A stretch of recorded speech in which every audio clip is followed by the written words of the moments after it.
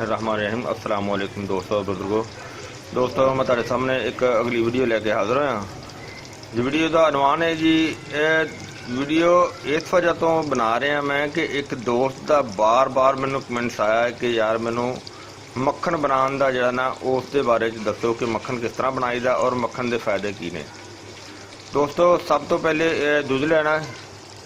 तुसीं देख रहे हो यह दुध, इनू दुध नू उबैल करना है। जदों अच्छी तरह उबैल हो जाए तो उस तो बाद इसके अंदर दही लैनी है, यानी कि दही का जड़ा ना वो इसनों खट्टा लगाना है। यानी कि जो अच्छी तरह बॉयल हो जाएगा उदों उसके अंदर दही जी है ना शामिल कर देनी है।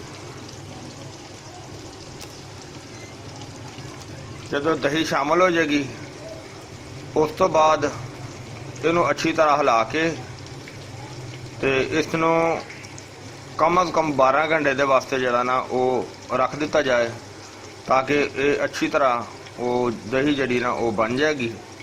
यानी कि वो एक जमाई की शक्ल च आ जाएगी, जम जाएगी। यानी कि उस तो बाद दही तो बाद वो दही नू कुछ देर वास्ते जड़ा ना उन्होंने रख के उस तो बाद उसके अंदर बर्फ की मदद नाल या ठंडे पानी की मदद दे नाल वो मक्खन जड़ा है वो अलहदा किया जाएगा और लस्सी जी है वो अलहदा की जाएगी।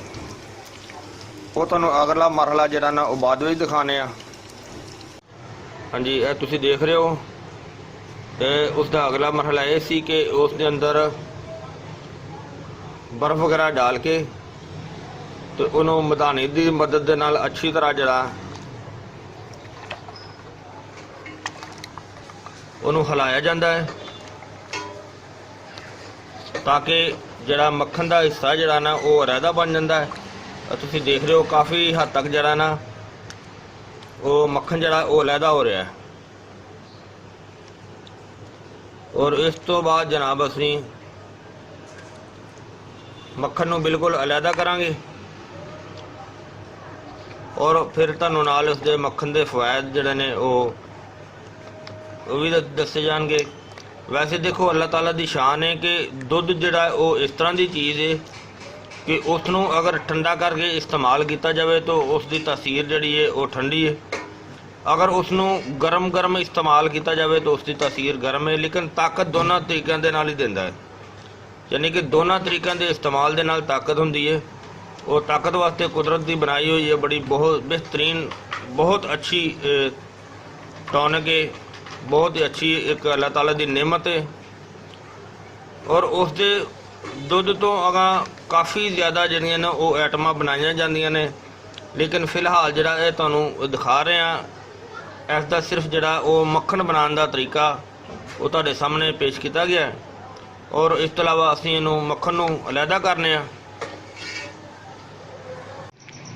हाँ जी, मक्खन जड़ा ना वो असीं अलहदा कर लिया। आ देख रहे हो तुसीं मक्खन अलहदा हो गया है और बाकी जड़ा ना वो लस्सी जड़ी ना वो अलहदा हो गई है तो यह मक्खन हो गया है। हाँ, मैं अगे ना एक छोटी जी गल विच भुल गया सी कि जदों दुध नूं उबैल किया जाए ना वो जड़ा कि दही का खट्टा लगाना है ना वो दुध ज़्यादा गर्म नहीं होना चाहिए।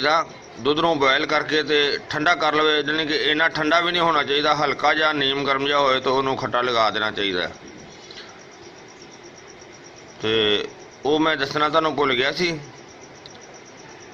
हुण तुहाडे सामने सारा मक्खन का तरीका का जड़ा वो सामने आ गया। सारा मक्खन असीं अलहदा कर लिया। असल में एक दोस्त ने मैनू बार बार इस चीज़ का कहा कि सानू मक्खन के बारे च दसो कि मक्खन की तरीकाकार की हुंदा है और मक्खन का इस्तेमाल की है और मक्खन की तासीर की हुंदी है।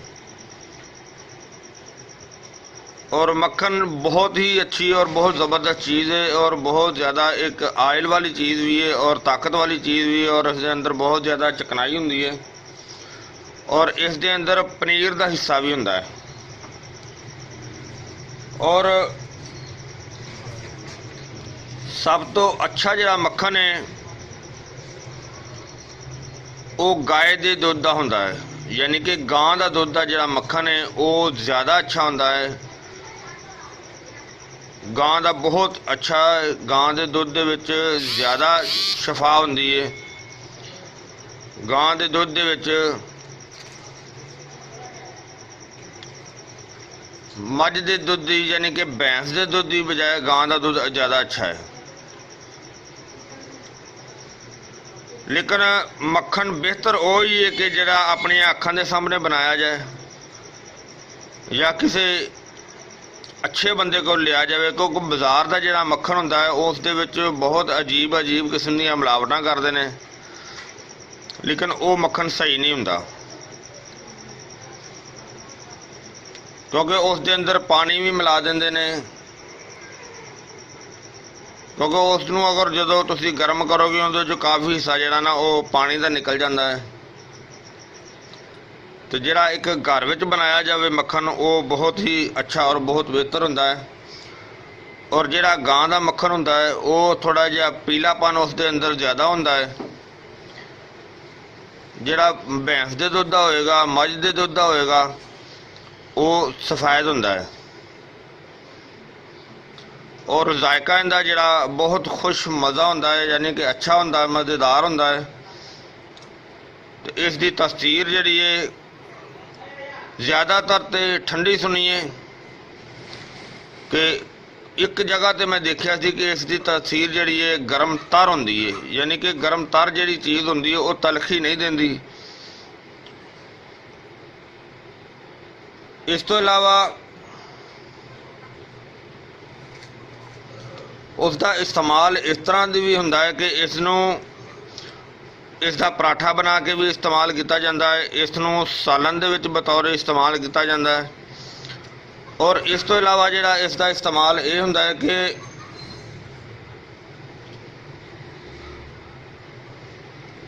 इसनूं अगर वैसे भी खाया जाए तो वैसे भी टेस्टी बहुत मज़ेदार है। अगर इस दे अंदर चीनी मिला के, यानी कि अगर 2 चम्मच मक्खन दे ने 1 चम्मच चीनी का मिला के अगर उस दे नाल रोटी खाई जाए, खाना खाया जाए, और बहुत टेस्टी और बहुत मज़ेदार होंदा है और बहुत ही अच्छी ताकतवर ग़िज़ा है। फ़ायदे इसदे ये ने कि दिमाग नूं बेहतरीन ताकत दिंदा है, ज़बरदस्त, और जिस्म नूं मोटा करदा है, ताकत दिंदा है, और पेट दे निज़ाम नूं ये सुद्दे खोलदा है। पेट दे जिहड़े कि निज़ाम है उसनूं नरम करदा है। और इस दे इस्तेमाल करन दे नाल आवाज़ जिहड़ी है वो भी बेहतर हुंदी है, साफ हुंदी है। और इस तो इलावा ये ज़ाहरी तौर पर या कोई अगर वरम होवे उस दे वास्ते भी बहुत मुफीद है। अगर मक्खन दे अंदर शहद मिला के तो इस्तेमाल किया जावे, ये फिर भी बहुत ही अच्छी चीज़ है, बहुत ज़बरदस्त चीज़ है।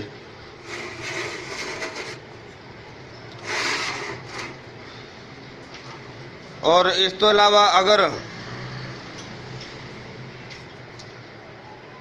इसका एक होर बहुत ज़बरदस्त फ़ायदा है और बहुत ताकतवर फ़ायदा है कि अगर छोटे बच्चे, जिहड़े बच्चे दंद कढ़दे होण, जिन्हां दे दंद नवें निकलने शुरू होंदे होण, उस दे मसूड़ियां दे, यानी कि उन्होंने वैसे खिलाया जाए तो वह बेहतर है। अगर इसनूं उस दे अंदर मसूड़ियां ते मलिया जाए तो वह बच्चे दे वास्ते बहुत ही ज़बरदस्त, बहुत अच्छी चीज़ है। इस दे नाल बच्चे दे दंद जिहड़े ने वो आसानी नाल निकल आउणगे और बच्चे नूं कमज़ोरी भी नहीं होएगी और बच्चे नूं ताकत मिलेगी। और एक खुश्क खांसी वास्ते भी बहुत ज़बरदस्त और बहुत अच्छी चीज़ है। और इसका मक्खन का यह फ़ायदा है कि इहदे इस्तेमाल दे नाल अगर छोटे पेशाब दे विच जलन महसूस होंदी होवे तो इस दे नाल जलन जिहड़ी ना वो भी ठीक हो जाती है। ਔਰ ਇਹ ਤੁਹਾਨੂੰ ਮੈਂ ਦੱਸਿਆ ਹੀ ਹੈ ਕਿ ਇਹ ਜਿੰਨਾ ਦੁੱਧ ਫਰੈਸ਼ ਹੋਵੇਗਾ, ਤਾਜ਼ਾ ਦੁੱਧ ਹੋਵੇਗਾ, ਉਸ ਦੇ ਵਿੱਚ ਮੱਖਣ ਜਦੋਂ ਉਸ ਦੇ ਵਿੱਚੋਂ ਤੁਸੀਂ ਨਿਕਾਲੋਗੇ ਜਾਂ ਕੱਢੋਗੇ ਤਾਂ ਉਹ ਮੱਖਣ ਦੀ ਖੁਸ਼ਬੂ ਜ਼ਿਆਦਾ ਅੱਛੀ ਹੋਏਗੀ, ਜ਼ਿਆਦਾ ਬਿਹਤਰ ਹੋਏਗੀ। ਅਗਰ ਦੁੱਧ ਖਰਾਬ ਹੋਏਗਾ ਜਾਂ ਦੁੱਧ ਦਾ ਜ਼ਿਆਦਾ ਦੇਰ ਦਾ ਦੁੱਧ ਪਿਆ ਹੋਵੇਗਾ ਤਾਂ ਉਸ ਦਾ ਜ਼ਾਇਕਾ ਜਿਹੜਾ ਨਾ ਉਹ ਵੀ ਚੇਂਜ ਹੋ ਜਾਂਦਾ ਹੈ ਔਰ ਉਸ ਦੇ ਨਾਲ ਮੱਖਣ ਦਾ ਜਿਹੜਾ ਜ਼ਾਇਕਾ ਹੈ ਉਹ ਵੀ ਸਹੀ ਨਹੀਂ ਹੋਏਗਾ। ਦੋਸਤੋ ਇਹ ਦੇਖੋ, ਇਹ ਦੁੱਧ ਦੀਆਂ ਅੱਲਾਹ ਤਾਲਾ ਨੇ ਦੁੱਧ ਵਿੱਚ ਵੀ ਬੜੀਆਂ ਕਰਾਮਤਾਂ, ਬੜੀਆਂ ਸ਼ਫਾਵਾਂ ਵੀ ਨੇ। ਇਸੇ ਤਰ੍ਹਾਂ ਦੁੱਧ ਦੇ ਵਿੱਚੋਂ ਜਿਹੜੇ ਜੋ ਪੈਦਾ ਕੀਤੇ ਜਾਂਦੇ ਨੇ, ਜਿਹੜੀਆਂ ਦੁੱਧ ਦੇ ਨਾਲ ਚੀਜ਼ਾਂ ਬਣਾਈਆਂ ਜਾਂਦੀਆਂ ਨੇ, ਉਹ ਵੀ ਬਹੁਤ ਜ਼ਿਆਦਾ ਚੀਜ਼ਾਂ ਨੇ, ਬਹੁਤ ਹੀ ਅੱਛੀਆਂ ਚੀਜ਼ਾਂ ਨੇ, ਬਹੁਤ ਟੇਸਟੀ ਬਣਦੀਆਂ ਨੇ। ਯਾਨੀ ਕਿ ਜਿਸ ਤਰ੍ਹਾਂ ਕਿ ਦੁੱਧ ਨਾਲ, ਉਹ ਸਾਰਿਆਂ ਨੂੰ ਪਤਾ ਹੈ ਕਿ ਦੁੱਧ ਦੇ ਨਾਲ ਖੀਰ ਬਣਾਈ ਜਾਂਦੀ ਹੈ, ਫਿਰਨੀ ਵਗੈਰਾ ਬਣਾਈ ਜਾਂਦੀ ਹੈ, ਬਰਫੀ ਲੱਡੂ ਵਗੈਰਾ ਬਣਾਏ ਜਾਂਦੇ, ਬਹੁਤ ਜ਼ਿਆਦਾ ਚੀਜ਼ਾਂ ਬਣਦੀਆਂ ਨੇ। ਲੇਕਿਨ ਜਿਹੜੀ ਚੀਜ਼ ਘਰ ਵਿੱਚ ਬਣਾਈ ਜਾਵੇ, ਜਿਸ ਤਰ੍ਹਾਂ ਕਿ ਤੁਹਾਨੂੰ ਮੱਖਣ ਦਿਖਾਇਆ ਜਾ ਰਿਹਾ, ਸਾਰਾ ਬਣਾਉਣ ਦਾ ਤਰੀਕਾ ਦੱਸਿਆ ਹੈ, ਜਿਹੜੀ ਚੀਜ਼ ਘਰ ਵਿੱਚ ਬਣਾਈ ਜਾਵੇ ਉਹ ਤਾਂ ਬਹੁਤ ਹੀ ਅੱਛੀ ਔਰ ਬਹੁਤ ਹੀ ਆਲਾ ਔਰ ਬਹੁਤ ਜ਼ਬਰਦਸਤ ਹੁੰਦੀ ਹੈ, ਕਿਉਂਕਿ ਉਸ ਦੇ ਵਿੱਚ ਕੋਈ ਮਿਲਾਵਟ ਨਹੀਂ ਹੁੰਦੀ। ਜਿਹੜੀ ਚੀਜ਼ ਮਿਲਾਵਟ ਤੋਂ ਵੀ ਪਾਕ ਹੋਵੇ ਉਸ ਦਾ ਫਾਇਦਾ ਵੀ ਇਨਸ਼ਾਅੱਲਾ ਜ਼ਿਆਦਾ ਹੁੰਦਾ ਹੈ। ਤੇ ਦੋਸਤੋ, ਉਮੀਦ ਹੈ ਕਿ ਇਨਸ਼ਾਅੱਲਾ ਤੁਹਾਨੂੰ ਵੀਡੀਓ ਅੱਛੀ ਲੱਗੀ ਹੋਗੀ ਔਰ ਇਹਨੂੰ ਲਾਈਕ ਕਰਿਓ, ਸ਼ੇਅਰ ਕਰਿਓ ਔਰ ਸਬਸਕ੍ਰਾਈਬ ਕਰਨਾ ਨਾ ਭੁੱਲਿਓ। ਇਨਸ਼ਾਅੱਲਾ ਅਗਲੀ ਵੀਡੀਓ ਨਾਲ ਫਿਰ ਮਿਲਾਂਗੇ। ਇਜਾਜ਼ਤ, ਅੱਲਾ।